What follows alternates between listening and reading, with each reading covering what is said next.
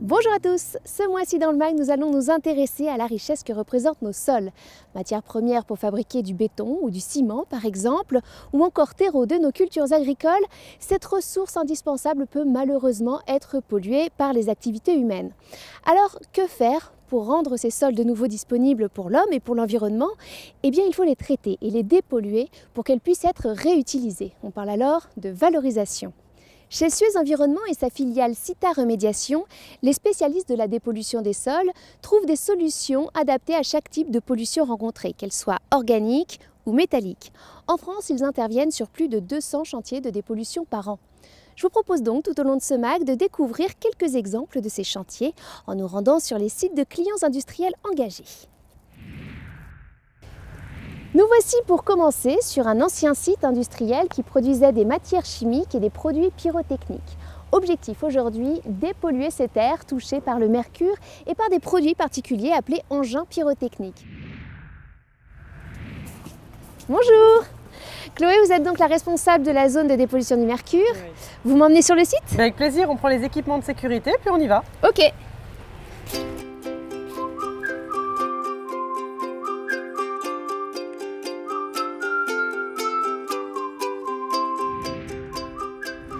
Alors ça y est, donc là on est sur la zone mercure. Comment vous faites pour traiter le mercure ici sur une zone aussi grande?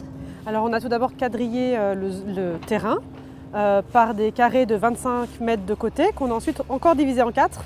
On analyse chacun de ces triangles réalisés par couche de 30 cm. On va comme ça jusqu'à 90 cm. Chacun de ces lots donc est prélevé, va au laboratoire d'analyse. Donc là, en l'occurrence, pour ce chantier, on a un laboratoire sur le site qui nous permet d'avoir des résultats en 24 heures et ensuite de donner des orientations à chaque lot de terre dès le lendemain. Selon donc 3 orientations, soit un maintien sur place. Parce que donc il n'y a pas de mercure. Parce que voilà, il n'y a pas de mercure ou une quantité vraiment infime. Soit on a un deuxième lot de terre que l'on peut valoriser sur site, donc on le terrasse, on le stocke, on fait une analyse de contrôle pour bien vérifier et ensuite on le revalorisera ultérieurement sur le site. Et alors comment vous le valorisez? Alors pour le valoriser, en fait, c'est pour des usages qui sont moins sensibles. Ça peut être réutilisé sous des routes, sous des bâtiments. Donc on a forcément des niveaux de mercure qui sont peu importants et ça permet comme ça de ne pas envoyer toutes les terres en évacuation.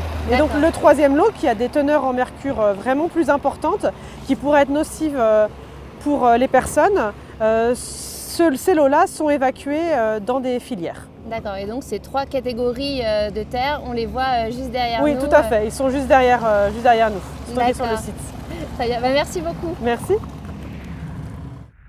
Maintenant qu'on en sait davantage sur les zones touchées par les produits chimiques, nous allons retrouver Philippe Simon, le responsable du chantier de dépollution pyrotechnique. Bonjour Philippe. Bonjour. J'imagine que c'est une zone sensible.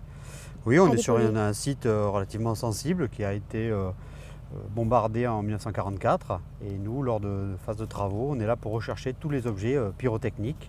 D'accord. Un objet pyrotechnique, mais c'est une munition. C'est des bombes principalement? Une bombe, une grenade, un obus d'artillerie ou après ça peut être carrément de la poudre ou de l'explosif pur. D'accord, donc j'imagine que vous faites extrêmement attention quand vous êtes sur des zones comme celle-ci, quand vous travaillez. Oui. Chez nous on a un dicton, c'est tout ce qui n'est pas écrit est interdit, donc on ne fait rien au hasard, tout est programmé à l'avance. Et alors qu'est-ce que vous faites une fois que vous avez trouvé ces engins? Qu'est-ce que vous en faites? La première chose à faire c'est de l'identifier, savoir si elle est dangereuse, déplaçable ou non. Une fois qu'on a identifié cette munition et qu'on sait comment elle va fonctionner, on étudie son schéma de fonctionnement et on dit voilà, cette munition, on peut la déplacer pour la détruire dans un endroit plus sain ou on est obligé de la détruire sur place et on la détruira ici même. D'accord, et donc vous êtes là pour les détecter, les retrouver. À quoi vous sert cet engin d'ailleurs? Eh bien voici, c'est un détecteur de métaux. Ah, ça ressemble à ça. Moi, je crois qu'il y avait une galette au bout, en fait. Ah non, ça c'est l'ancêtre. D'accord. Ah, pardon, je suis... de la dernière guerre. Donc l'ancêtre, c'était la poêle à frire. D'accord. Voilà. Ceci, c'est un détecteur de métaux, qui est un détecteur de grande profondeur, donc qui nous permet de chercher une munition jusqu'à 6 mètres de profondeur. Sans être obligé de creuser, c'est très bien ça. C'est un gain de temps en plus pour vous. Et alors, qu'est-ce que vous faites des engins que vous retrouvez? Là, par exemple, c'est quoi? C'est une bombe anglaise qui a maintenant qui date de la dernière guerre, qui a été découverte tout à l'heure. On l'a d'abord identifiée pour savoir si elle était dangereuse ou pas. Une fois qu'on a identifié qu'elle avait fonctionné, qu'il n'y avait plus de danger, on l'a mis de côté et les métaux seront revalorisés plus tard. D'accord. Tout ce qui est métaux, vous les revalorisez. Et j'ai vu aussi, il y a pas mal de briques, de matériaux de toutes sortes. Ça aussi, vous le valorisez? Voilà, tout est réutilisé dans la D'accord. construction ou pour faire des plateformes. Très bien. Eh ben, merci beaucoup. De rien, bonne journée. Bonne journée à vous.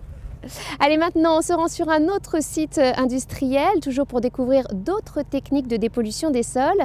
Celui-ci est toujours en activité et nous avons rendez-vous avec Élodie Luce, responsable de ce projet de réhabilitation. Bonjour Élodie. Bonjour. Alors expliquez-moi, quel élément vous traitez sur ce site? Alors la pollution sur ce site est de type hydrocarbures et plus précisément des huiles issues de l'industrie automobile.